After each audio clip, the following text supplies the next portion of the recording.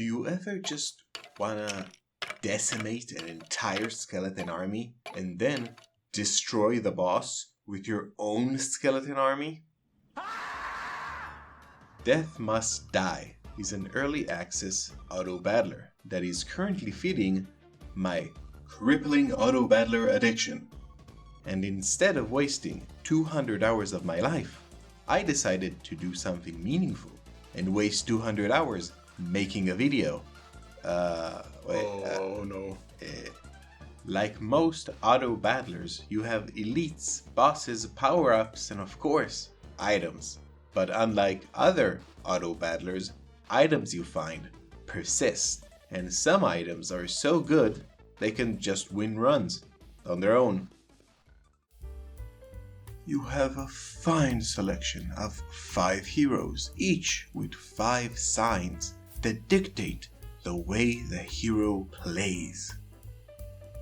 Averon the Knight is the plain Jane of Death Must Die. Can't say basic because of YouTube. He has the sign of the discipline, making all the blessing at least adapt and a high chance for experts and master level blessings. We will get into blessings later. Just know this makes him really good. Maris the Mage, my favorite character. She has by far the most broken builds. She's also the only ranged character in this game, and she has 2 giant boots.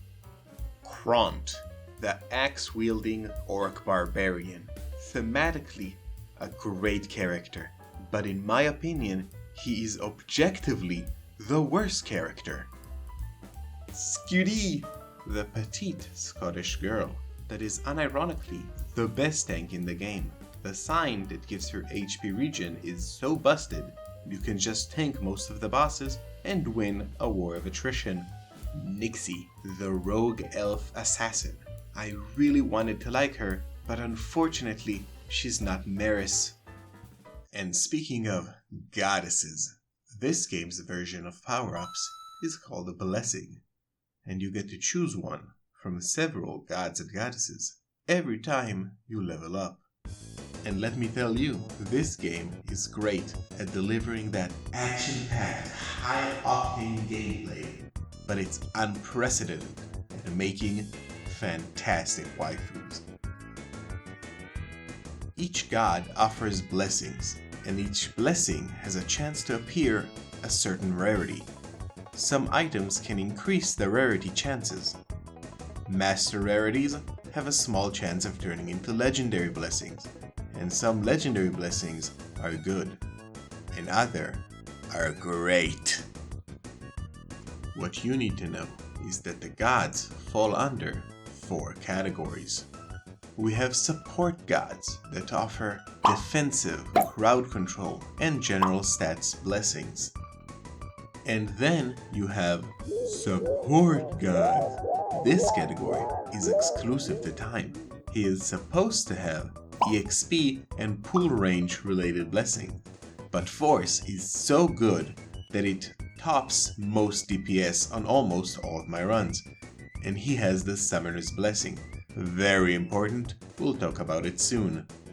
The next category is Offensive Gods. Li Gong, the Lightning God. Great guy, fantastic blessings, doesn't have legendaries though. Summer, the Fire Goddess. Amazing blessings and fantastic legendaries, but regrettably, she is a furry. Crumb, the God of War. He has a fitting name because he is kind of crummy. Bargain bin heiress, he was probably behind the Great Emu War. And the last category is the Mort category. It only contains Mort, the goddess of death. The most broken goddess, by such a large margin that it can't be a mistake. Not getting Mort is considered a form of self-griefing. Mort offers the best blessing in the game, like Ravens of Pestilence, Necromancy, and Soul Stealer. Add times EXP gain and the Summoner's Blessing, and you have the strongest build in the game. And even without summons, Mayhem is often referred to as Mega Busted. You have to choose up to 3 gods each run at random when you level up. The fates always show up, so it's technically 4 gods. But you can increase your odds of getting the gods you want with dice. Banish dice to ban the bad blessings. Reroll dice to reroll the blessings. It's pretty self-explanatory. Alteration dice, the most important dice. It lets you change the gods you get when you level up. Basically, each god almost always offers 2 kinds of blessings. The dash blessing and the attack blessing. That you can only have one of each. Dash blessings alter your dash, and attack blessings change your attack, like adding burning, chilling, more knockback, and deadly strike, which triggers curse immediately instead of having to wait 1.6 seconds, making it the best attack blessing. Couple that with Milady, and you can go fully dummy mode. I mean, just look at the footage from the start of the video. Magnificent. But this isn't even the most fun build. For that, you're gonna need 3 simple things. Pick Meris with the sign of time-space, infinite pool, still no bitches.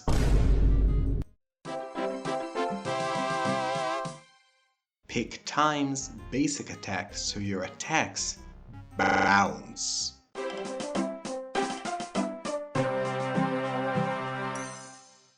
Pick Gem High and watch as Meris goes from a simple flintlock pistol to a fully automated atomic Vulcan cannon.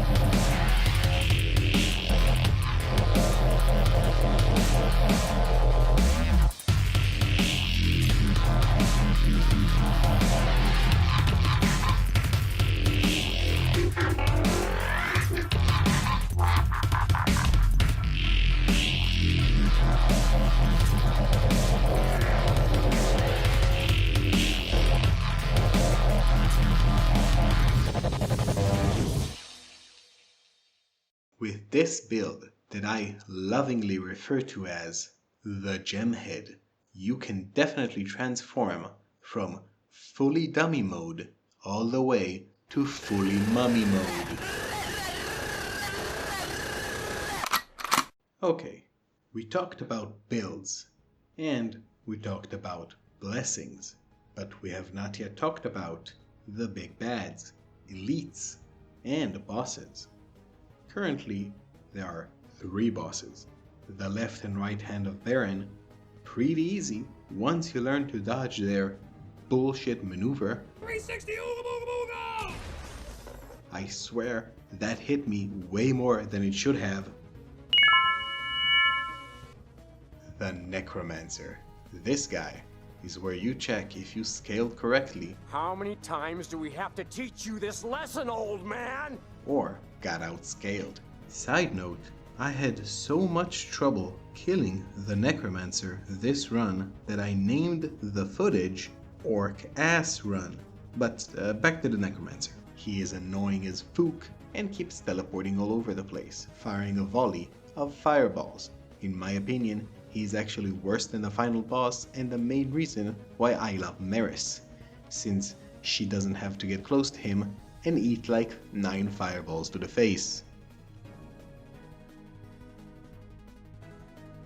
And finally, the big bad, Dracula, the Baron of the Outer Circle.